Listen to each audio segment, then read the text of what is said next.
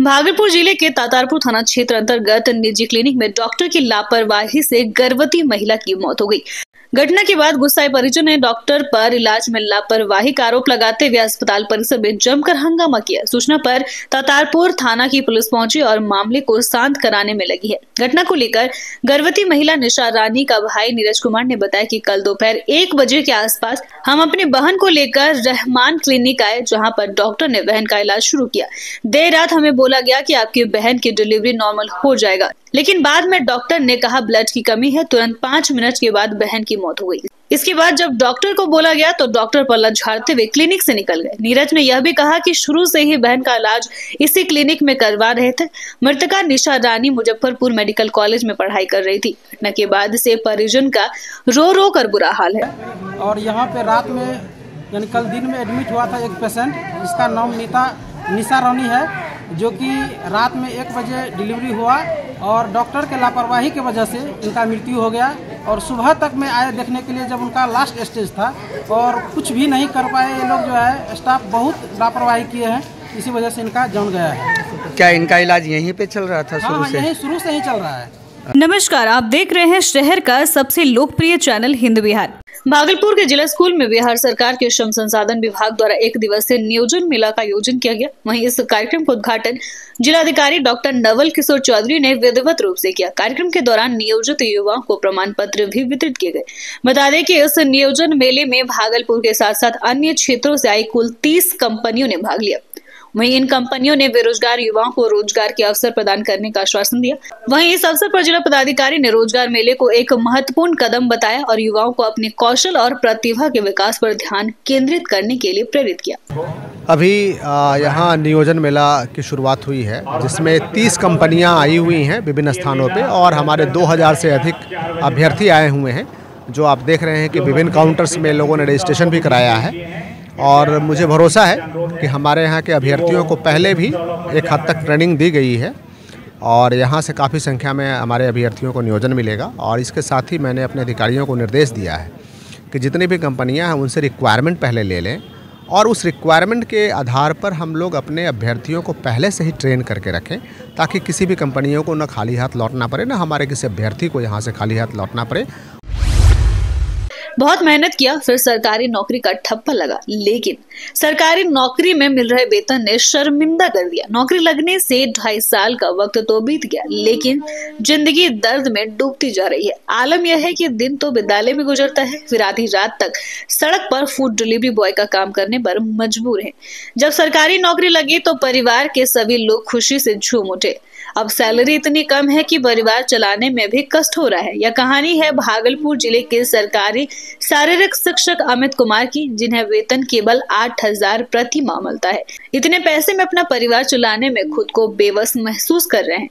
ऐसे में उन्होंने यह कदम उठाया कि उसकी सराहना की जा रही है। शिक्षक अमित ने बताया कि फरवरी माह के बाद 4 महीने तक वेतन नहीं मिला तो दोस्तों से कर्ज लिया। कर्ज बढ़ता जा रहा था। फिर मैं अपनी पत्नी के कहने पर फूड डिलीवरी बॉय का काम शुरू किया। स्कूल से लौटने के बाद शाम 5 बजे से देर रात तक फूड डिलीवरी बॉय का काम करता हूँ। 8,000 वेतन के कारण मैं अपना परिवार तो नहीं बढ़ा पा रहा हूँ। मैं सोचता हूँ जब खुद को खाने के लिए पूरा नहीं हो पा रहा है तो अपने आने वाली पीढ़ी को क्या ही खिलाऊंगा। मेरा नाम अमित रंजन हुआ, मैं शारीरिक शिक्षा एवं स्वास्थ्य अनुदेशक हूँ। हम लोगों ने नवंबर 2019 में एग्जाम दिया था, पात्रता परीक्षा, और उसमें कहीं भी हम लोग की सैलरी का जिक्र नहीं था।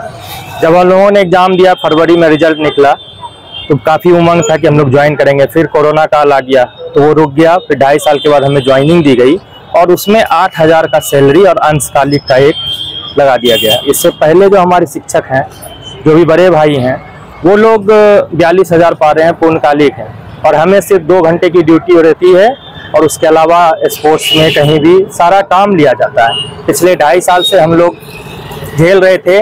लास्ट में हार के जब फरवरी के बाद हमें 4 महीना वेतन नहीं मिला, तब मैंने बहुत कुछ करके जोमेटो ज्वाइन किया हूँ। तो अभी घर परिवार चल रहा है मेरा। क्या शर्म नहीं लगता कि मतलब ये काम भी करना सरकारी शिक्षक है? शर्म तो लगती है, लेकिन अब क्या करेंगे। स्कूल की गरिमा को बरकरार रखते हुए स्कूल भी करता हूँ और फिर 5 बजे से रात के 1 बजे तक मैं ये काम कर रहा हूँ जोमेटो। भागलपुर जिला प्रशासन ने विधानसभा चुनाव की तैयारी शुरू कर दी है। इसको लेकर भागलपुर के DRDA सभागार में जिलाधिकारी डॉक्टर नवल किशोर चौधरी ने शहर के सभी BLO के साथ समीक्षात्मक बैठक किया। जिलाधिकारी ने कहा कि हमें पता चला कि कई BLO अपनी ड्यूटी में कोताही कर रहे हैं। इसको लेकर जिला शिक्षा पदाधिकारी एवं सदर अनुमंडल पदाधिकारी ने काउंसलिंग किया था। इसके बाद आज सभी BLO को बुलाया गया और सभी BLO को आदेश भी दिया गया, ज्यादा से ज्यादा मतदाता का नाम मतदाता सूची में शामिल करें और ऐसे कोई भी मतदाता हैं जो कि अब तक जीवित नहीं है, वैसे मतदाता का नाम वोटर लिस्ट से हटा दें। हमारे शहर में भागलपुर में कई BLO हैं जो विधिवत तरीके से कार्य नहीं कर रहे थे। उन सभी BLO की समीक्षा जिला शिक्षा पदाधिकारी और SDO कर रहे थे। उनमें कई BLO अपने कार्य से अवगत नहीं थे, उन सभी को बताया गया है। और यहाँ का gender ratio, electoral gender ratio को हम लोग काफ़ी अच्छा करने का प्रयास कर रहे हैं। सभी को लक्ष्य भी दिया गया है और मुझे विश्वास है कि 2 से 3 दिनों में सारे कार्य को करा लिया जाएगा। अभी मुझे अवगत कराया गया है कि हमारे शहर में भागलपुर में कई BLO हैं जो विधिवत तरीके से कार्य नहीं कर रहे थे। उन सभी BLO की समीक्षा जिला शिक्षा पदाधिकारी और SDO कर रहे थे।